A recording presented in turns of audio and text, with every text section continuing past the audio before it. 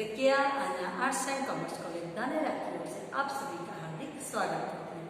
BA semester 3 प्रथम गौण Hindi CE 303 मध्यकालीन हिंदी का।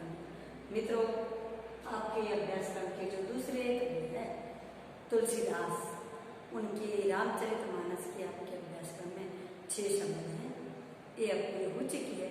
अब आपकी उनकी जो 5 कृतियों में से आपको पद दिए गए, उनकी जो दूसरी कृति है दोहावली, जो उनकी दूसरी कृति है, तो दोहावली में से दोहावली नाम से ही आपको पता चलता है दोहों की आवली, दोहों का संग्रह। तो मित्रों, इसके कारण इसमें आपके अभ्यास में 1 से लेकर 20 तक के दोहे रखे, 6 रामचरितमानस के पद थे और 1 से 20 आगे विनय पत्रिका, गीतावली, कवितावली के भी हैं। तब हम दोहावली के जो दोहे हैं उनको मैं आपको पढ़ के पहले सुनाती हूँ, समझाती हूँ, फिर चर्चा करते हैं। देखिए, तो दोहावली का जो पहला है दोहा है उसकी चर्चा करें। जो लिखा है तुलसीदास ने, क्या लिखा है? सगुन ध्यान रुचि सरस नहीं, निर्गुण मनते दूरी, तुलसी सुमरे राम को, नाम संजीवनी मिली। तुलसीदास क्या कहते हैं?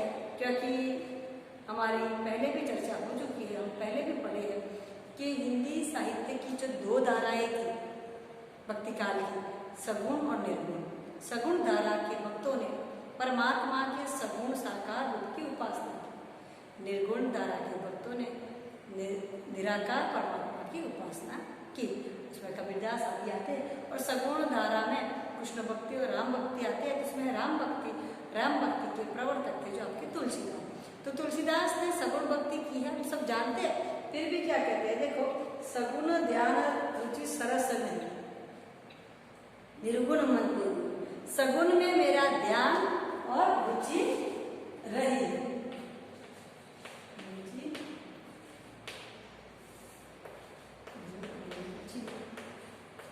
रस, सगुन में मेरा ध्यान रुचि और रस रहा, निर्गुण मन से दूरी, निर्गुण निराकार की भक्ति तो मेरे मन से कोशों दूर थी, तुलसी सुमरे राम को, नाम संजीवनी। तुलसीदास क्या कहते हैं? मैंने यही सोचा कि तुलसी तुम सुमिरी, सुमिरना में स्मरण करना,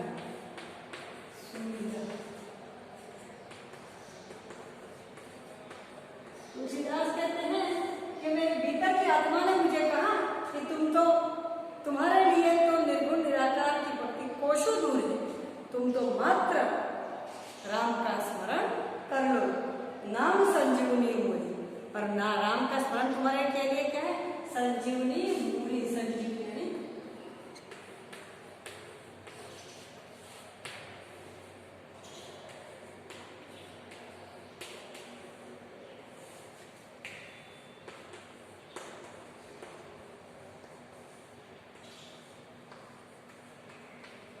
संजीवनी का मतलब होता है जीवन दान देने वाली बूटी, जड़ी बूटी, दवा, औषधि से कहा जाता है। तो देखो, इस पहले दोहे में ही तुलसीदास ने बताया है कि मैंने सगुण की भक्ति इसीलिए की क्योंकि निर्गुण तो मेरे मन से कोशों काफी दूर था। इसीलिए ये सब बातें सोचकर जानकर तुलसीदास कहते हैं मैंने खुद समझकर भगवान राम की भक्ति की, उनका स्मरण किया। और ये क्या थे भगवान राम? मेरे लिए संजीवनी बूटी के समान थे, मेरे जीवन के उत्तम, मुझे जीवन दान देने वाली औषधि के समान थे। इसीलिए सगुण का महात्म्य इस दोहे में सिद्ध होता है।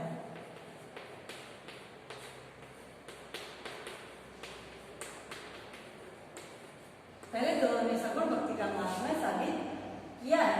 दूसरा दोहा देखिए, इसका यह राम नाम अवलंबन बिनु परमारथ की आस, बारसत बारित बुंद गई, चाहत चढ़ आकाश। देखो, तुलसीदास की भक्ति हमने पहले भी देखा है, कैसी है? दास्यभाव की, परमात्मा की एक सेवक की बात सेवा करना। तो पहले सगुण भक्ति की, उसके बाद क्या कहते हैं दूसरे दोहे में? देखो, राम नाम अवलंबन बिनु, राम नाम के अवलंबन यानी आधार,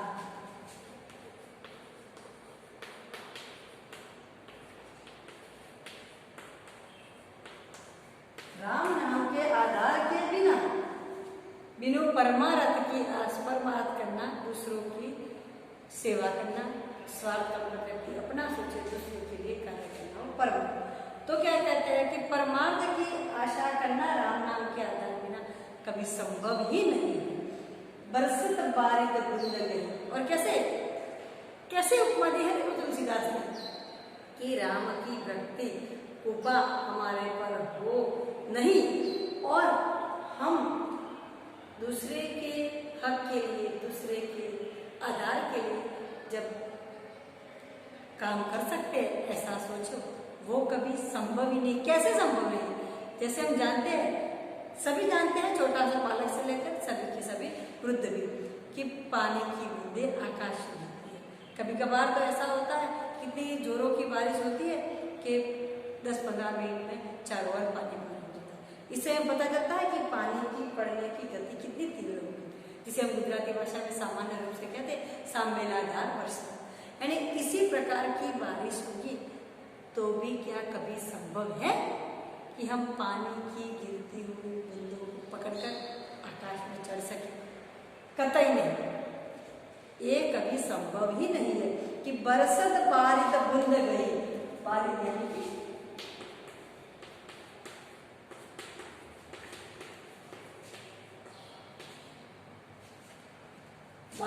बारिश, बारिश का पानी, गही है पकड़ना।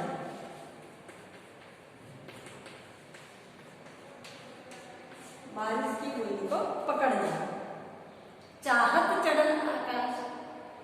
कभी संभव है कि पानी की गिरती हुई बूंदों को पकड़कर हम आकाश में चढ़ जाएं? हम ऐसा नहीं सोच सकते क्या ऊपर से पानी नीचे आ सकता है धरती पर? तो क्या मनुष्य इसी को पकड़कर ऊपर नहीं चढ़ सकता? नहीं, कतई संभव नहीं है। इसलिए तुलसीदास देखो अपनी भक्ति की पराकाष्ठा कैसे दिखाते हैं कि मैंने परमात्मा की भक्ति की, सगुण की, उसमें भी राम की, और कहाँ तक की कि मैं तो मानता हूँ कि अगर मुझे परमार्थ करना है, दूसरों की सेवा करनी है, दूसरों के लिए अच्छाई करनी है, तो मेरे जीवन का आधार कुछ चाहिए। तो वो कौन सा है? मात्र राम की भक्ति। अगर मैं उसकी भक्ति के बिना कार्य कर सकूं तो कैसे असंभव होगा? जिस प्रकार आकाश से गिरता हुआ पानी पकड़कर मनुष्य आकाश में चढ़ने की गेलछा, इच्छा, तीव्रता रखता है, कतई पूर्ण नहीं होती। यही बात है। तो यहाँ पर इस पद में तुलसीदास की राम की भक्ति की अनन्य निष्ठा बताई है, राम के प्रति भक्ति।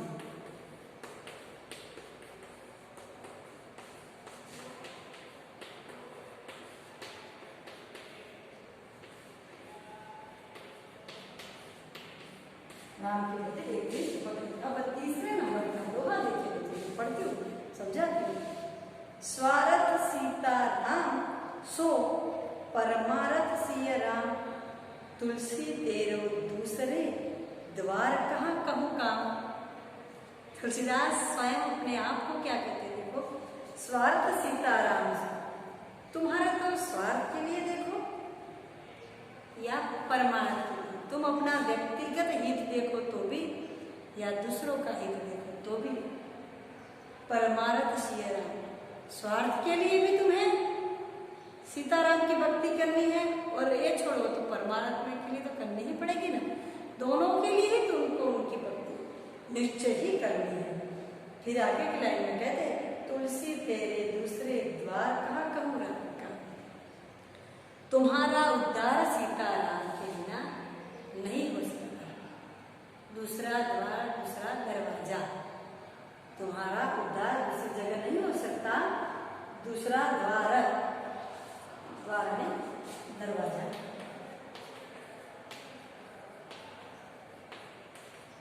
क्या कहते हैं तुलसीदास कि तुम्हें स्वार्थ के लिए भी सोचो, अपने जीवन के लिए भी सोचो, या दूसरे के जीवन के लिए, फिर भी तुम्हें क्या करना है? मात्र और मात्र राम और सीता की भक्ति ही करनी है। और तुम परमार्थ के लिए भी सोचो तो भी तुम्हें राम सीता की भक्ति ही करनी है। इसके अलावा कुछ और की भक्ति करनी ही नहीं। क्यों नहीं करनी है? क्योंकि इसके अलावा किसके द्वार पर तुम जाएगा? कौन तुम्हारा उद्धार करेगा? इनके अलावा और कोई तुम्हारा कर ही नहीं सकता।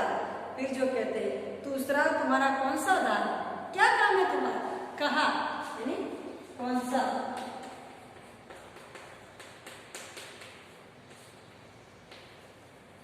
दूसरा तुम्हारा कौन सा काम है, जो फिर इसलिए कहते हैं कौन सा कहूँगा। तो देखो इस तीसरे पद में भी तुलसीदास ने बताया है अपनी राम के प्रति की जो एकनिष्ठ भक्ति के साथ अपनी समर्पितता को बताया है। इस पद का भावार्थ है राम सीता।